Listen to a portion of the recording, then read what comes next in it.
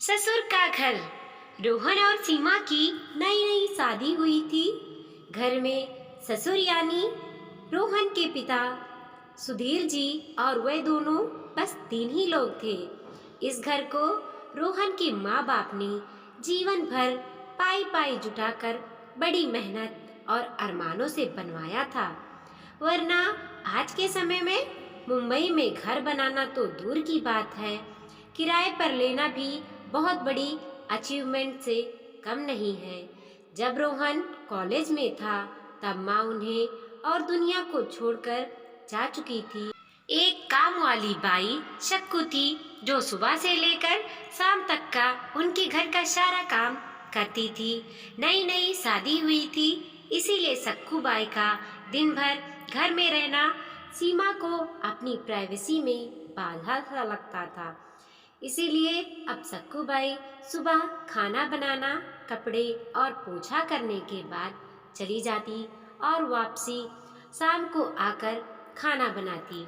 Sakku by की दोपहर की गैर हाजिरी से कई छोटे मोटे काम दिखाई देने लगे, जिनमें से ज़्यादातर काम बिना कहे सुधीर जी ये सोचकर कर लिया करते थे कि बहू को मदद हो जाएगी, लेकिन बहू सोचती कि ससुर को औरतों के काम में दखल देने की आदत है। एक दिन मौका देखकर सीमा ने रोहन से कहा, क्यों ना हम बाबूजी को वृद्धाश्रम भेज दें। सिर्फ एक बार पैसे भरने पड़ेंगे और उन्हें भी अपने उम्र के लोगों का साथ मिल जाएगा।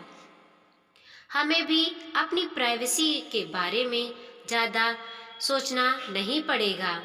रोहन ने सीमा की बातों पर ज़्यादा ध्यान नहीं दिया। कुछ दिन ही बीते थे कि बाबूजी अपने दोस्तों के साथ एक हफ्ते के लिए टूर पर गए और इत्तेफाक से इसी दौरान सक्कू बाई भी छुट्टी पर थी। फिर क्या, सीमा को जैसा चाहिए था वैसा समय मिलने लगा। अब रोहन रेस्टोरेंट में खाना खा लेता और सीमा का काम ऑमलेट, ब्रेड या मैगी से चल जाता। खाना बनाने की टेंशन नहीं थी, लेकिन घर में निकलने वाले सारे काम तो अभी भी करने ही थे। ससुर जी के गैर हाजिरी में सीमा को एहसास हुआ कि वह बिना कहे ही जो काम कर लिया करते थे उनसे कितना फर्क पड़ता था। छोटे मोटे लगने वाले यह काम भी काफ़ी समय और एनर्जी लेने वाले थे। कुछ दिन बीतने के बाद एक दिन रोहन सीमा को कहता है, चलो आज कहीं बाहर घूमकर आते हैं। सीमा बड़ी खुशी खुशी सज धज कर घूमने के लिए तैयार हो जाती है। रोहन सीमा को अपने घर से 4 किलोमीटर दूर एक चौल में लेकर आता है। एक आदमी रोहन के हाथों में एक चाबी देता है।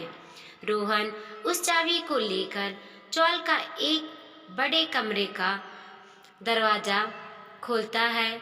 कमरा खुलते ही 2 रूम वाले उस छोटे से अंधेरे से भरे घर के अंदर रोहन सीमा को लेकर आता है और कहता है, कैसा लगा तुम्हारा हमारा नया घर? रोहन कहता है, हम अगले महीने से इसी मकान को भाड़े पर लेकर रहेंगे, अलग और अपनी प्राइवेसी का मजा लेंगे। अभी मेरी आमदनी के हिसाब से हम इसी को एफर्ड कर सकते हैं। रोहन का यह व्यवहार सीमा की समझ में नहीं आया। वह चौंकती हुई बोली, हमारे पास अपना इतना बड़ा घर तो है, फिर क्यों हम भाड़े से रहेंगे? रोहन उसे टोकते हुए कहता है, सोच समझ कर बोला करो। वह घर हमारा नहीं है, वह माँ बाबूजी का है। तुम्हारे पास 1 महीने हैं सोचने के लिए तुम्हें आगे क्या करना है। दोनों वहाँ से वापस अपने घर लौट आते हैं।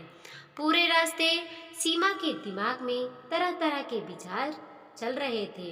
घर पहुँचते ही उसने रोहन से कहा, माना कि यह घर माँ बाबूजी का है, लेकिन क्या हमारा इस पर कोई हक नहीं है?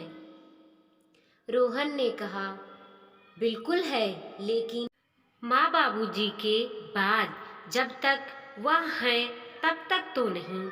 अगर तुम्हें हक समझ में आता है तो तुम्हें जिम्मेदारियां भी समझ में आती होंगी। सिर्फ हक के बारे में सोचकर और अपनी जिम्मेदारियां भूलकर स्वार्थी होना क्या भला अच्छा होता है? सीमा के पास रोहन के इस सवाल का कोई जवाब नहीं था। वह सोचने लगी कि उसने अपने क्षणिक सुख के स्वार्थ के लिए इतने नीचे गिर गई। ऐसे घटिया सोच अपने दिमाग में आने दी। उसने मन ही मन पछतावा होने लगा। सीमा रोहन से बोली, मुझे माफ कर दीजिए, मैं सच में स्वार्थी हो गई थी। मुझसे बहुत बड़ी गलती हो गई। रोहन बोला, तुम्हें पछतावा हुआ, मेरे लिए यही काफी है। मैं तुमसे नाराज नहीं हूँ। बेटे और बहू का यह वार्तालाप सुधीर जी दरवाजे पर खड़े होकर सुन रहे थे। उन्होंने आसमान की तरफ देखा और बोले, भाग्यवान तुम धन्य हो जो तुमने ऐसे बेटे को जन्म दिया। उन्होंने दरवाजा खटखटाया। बहू ने दरवाजा खोला तो उनके हाथों में पकड़ी थैली से गरम गरम समोसे की सुगंध उसको आने लगी। ससुर ने अपनी बहू से कहा, वो कोने वाली हलवाई के पास से लाया हूँ, तुम्हें बहुत पसंद है ना?